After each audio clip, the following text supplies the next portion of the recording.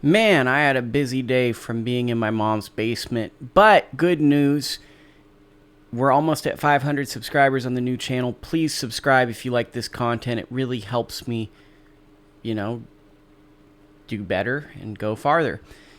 Today's video, as you know in these little intros, it's going to be the early Tuesday and Wednesday impression of Terrence Crawford, Errol Spence. I said it backwards. Errol Spence, Terrence Crawford, pay-per-view fight week. Let's play the cool intro.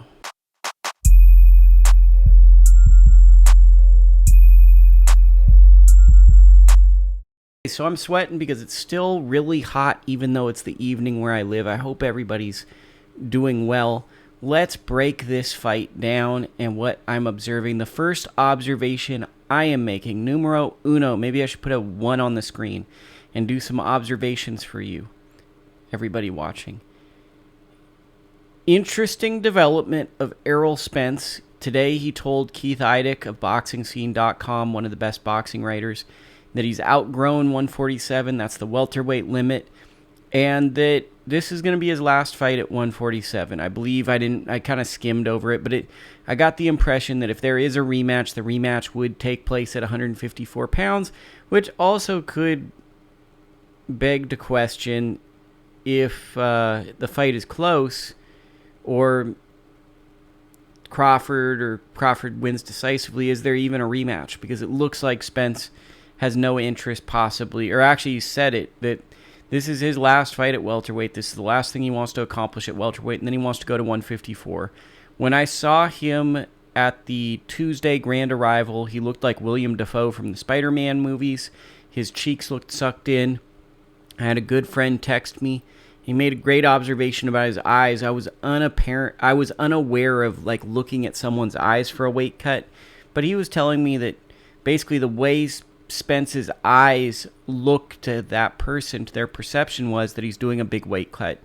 It's very obvious Spence is cutting a lot of weight. One of the big telltale signs, I watched the incredibly boring undercard media workout, where credit to both Spence and Crawford for showing up to this event, because if they don't show up, it's just really, really kind of a wasted day in one of the biggest fight weeks of the year. And that was really cool of them. But seeing Crawford's voice crack a lot, I know that I'd gotten people on Twitter, and only the smartest people actually respond to your tweets on Twitter. No disrespect to all the geniuses out there, but someone was saying, okay, Spence, his voice cracks a lot. Oh my goodness. Got scared. That's a bug zapper actually back there, so I do get scared. If you think that what I'm saying is bad about Spence, make fun of me and make a meme out of that. It's okay. I'll just cry a lot. Spence's voice cracked, and the big thing I saw was it sounded like he needed a little bit more water. It sounded like he was a little bit dehydrated, and that he wasn't in the best of spirits. That being said, I was around Mikey Garcia when he fought Spence, and Spence that fight week looked atrocious. I was getting more and more confident. I'm like, okay, man, Mikey's got a pretty good chance. I got to film Mikey in camp. I try to be unbiased, but let's be all honest. We're all biased to a certain extent. That's kind of like what I'm going to get into in my next observation, but we're all biased to a certain extent. And then Errol comes out, and he's got this huge punch volume. Incredibly serious, incredibly professional. I have the utmost respect for Errol Spence because he always makes weight as a professional, and he always performs like a professional. And you can tell that there's a lot of sacrifice and a lot of discipline involved for him to make this weight class at this point. This does not look like it's going to be fun. I think the press conference will be interesting because when guys are cutting weight, that's when you actually get an interesting press conference. The second observation I'm noticing, you're getting to see two hardcore group of boxing fans interact with one another. And what do I mean by that? Well, it's like kind of what we saw. And I was going to make a standalone video about this, but this doesn't really deserve its own standalone, but it kind of goes down to the fan perspective. Steven Jackson had a terrible take where he said, Inoue just has power. We don't really need to entertain it. We don't need to address it. The Spit Bucket podcast, our good friend, made a meme out of it. It kind of shows the ridiculous nature of that statement and how silly it is. That is a fan statement. And what I mean by that is that's someone that probably went into that bout and wanted Stephen Fulton to win and they were a fan of Stephen Fulton. And when the outcome didn't happen, they're looking for reasons to say why Fulton didn't win or hold a grudge against the person that beat him, rather than going, charge it to the game. Like for me, like when guys I know lose, it's charge it to the game. I've been doing this probably about 13 years now. It happens. It really happens in this game. If you've done it a long time, you've been with winners and you've been with losers. Sometimes I lose my cool still, but I really, really try to be a good role model because there's a lot of young people looking up and they think I'm a halfway decent dude, and I try to be responsible. How does this relate to Crawford and Spence versus Crawford? Because what I'm seeing is the fans are kind of carrying this fight week, and shout out to them on Twitter, on Clubhouse, on Instagram, on all these platforms. I don't have a TikTok, but I'm sure there's great content being made. But people are like making observations, and then you got people pushing back. No, man, like when I saw that, to me, Errol Spence looks like he's feeling the weight cut. And then I had a bunch of Errol Spence fans. Hey, man, he's not really feeling it. And then I had Bud fans. Yeah, but I love it. I'm Team Crawford. The interaction and the joy around both of these fighters is really, really great to see, because this is for, and this is a big thing, this fight is for who is the greatest welterweight since Floyd Mayweather. I haven't gone back in history to figure it out, but that's roughly 13 to 14 years of the welterweight division, if my math is correct. This is just half-baked Lukie research, but that's more than a decade. And if we're going to do the boring Lukie history lesson on why this matters, which probably a lot of you don't care about, but I'm going to do it just for myself. You had Mayweather, you had Pacquiao, and then you had emerging fighters, and PBC was being formed, but it was still existing under like HBO, and then it moved over to Showtime, and it was more Al Heyman managed fighters, and then people were kind of fighting on kind of aligned networks before this PBC entity emerged, and then kind of boxing as we know it came from it.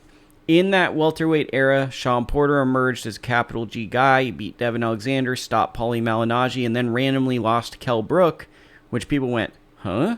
That's not supposed to happen. Kell Brook wasn't supposed to be a guy that could beat Sean Porter. And that kind of threw a monkey wrench in. I think a lot of people were hoping to see Mayweather versus Sean Porter, which would have been a brilliant fight if that could have happened. That actually would have been outstanding. Then you had Keith Thurman emerge, and then Thurman beat Danny Garcia and Sean Porter and should have been the guy, but then he just kind of stopped fighting. He became extremely inactive, and Errol Spence, the 2012 Olympian, just surpassed Thurman. He was much more active, fought when the 2016 Olympics had the lead-in, stops, I think it was Bundu in New York, and now he's the guy. He's the guy from that era, from that way. Minor details, 2012, I want to say Crawford beats Ricky Burns, becomes dominant lightweight, moves up, junior welterweight, becomes the undisputed champion. People kind of give him crap because the guys he beat to become the undisputed champion were really, really uninteresting opponents. Indongo was not a top-tier world champion. He did beat a guy in Russia that gave him that honor.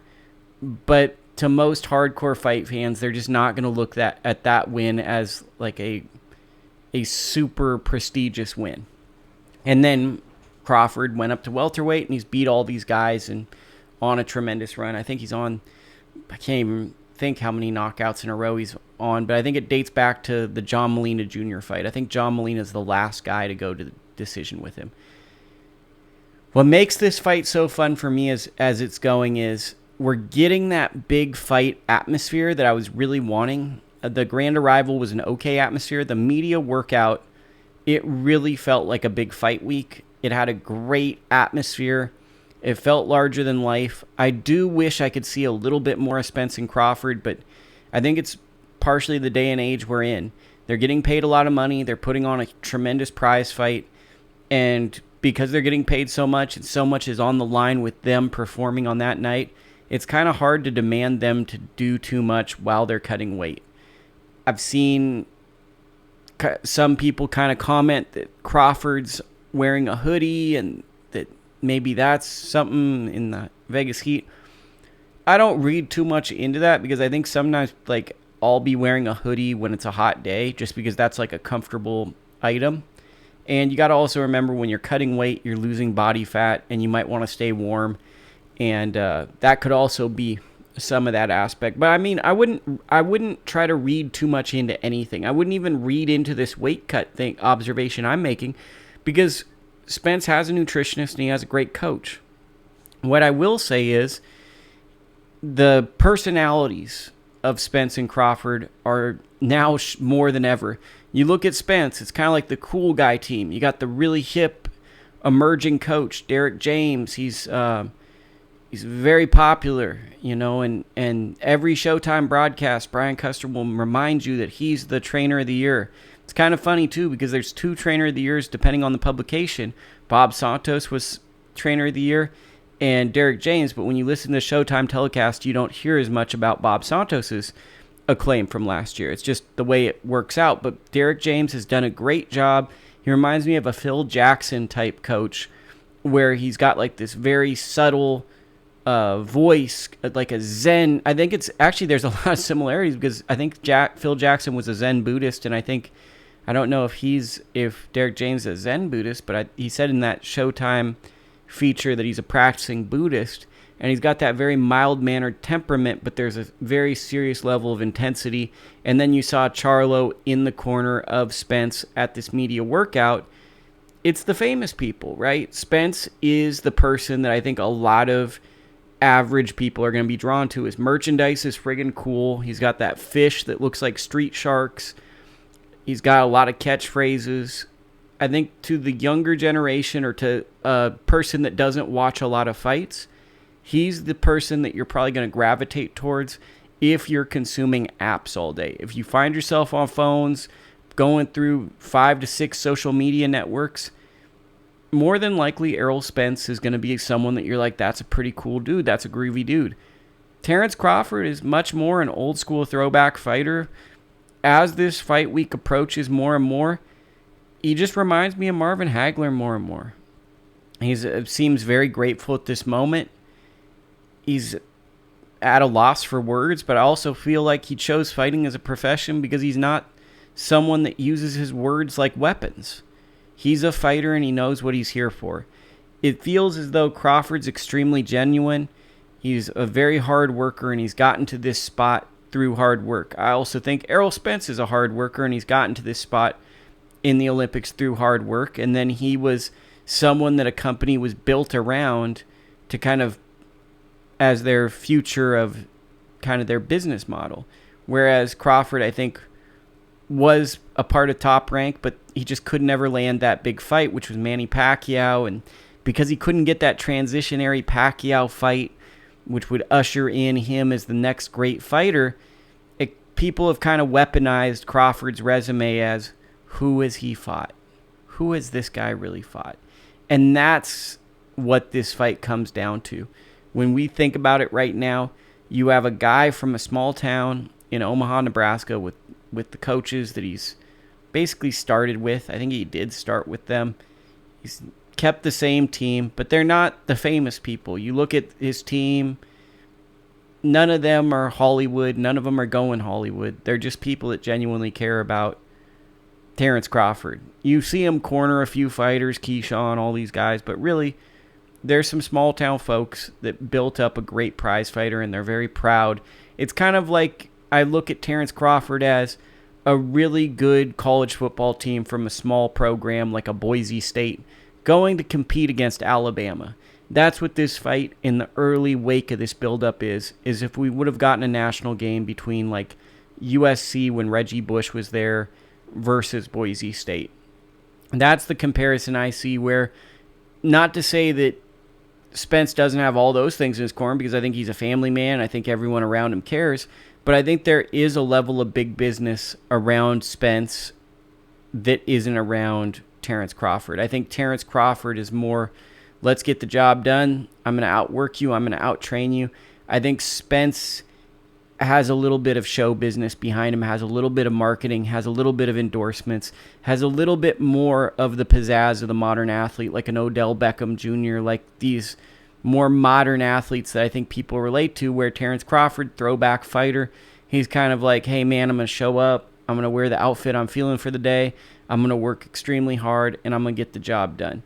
It's focus and determination with Crawford versus what Spence, I believe, thinks is destiny. It's two different types of fighters. It's a fighter who's able to box but also has dog in him and looks to stop people, versus Spence, who is a guy who's trying to gradually break you down with high output, a good jab, counter punching, and then look to overwhelm you. It's a fascinating fight because the styles are so different, but they've been so effective. You really can't call it, and that's what makes this fight so great. Saying what everyone already knows, right? I'm saying what everyone already knows. It's the best fight. It truly is the best fight, and it's going to be interesting because the closer this fight gets, the more I think someone's legacy will forever be defined by this fight. I'm excited. I hope this breakdown helps at all. I hope that you enjoyed this video. I just kind of feel rotten that there's not a lot of content coming out around Terrence Crawford versus Errol Spence on my channel, because it's an absolutely amazing fight, and it's the fight that we've all wanted. So why not give you my first talking piece of the grand arrivals and them going into a ring and just saying, hey man, I'm doing pretty good, and then leaving. Tomorrow's the press conference. I may or may not be back with a video for the press conference. It'll probably be pretty boring, but if there's something eventful, or if you leave a great comment, almost made a disgusting noise.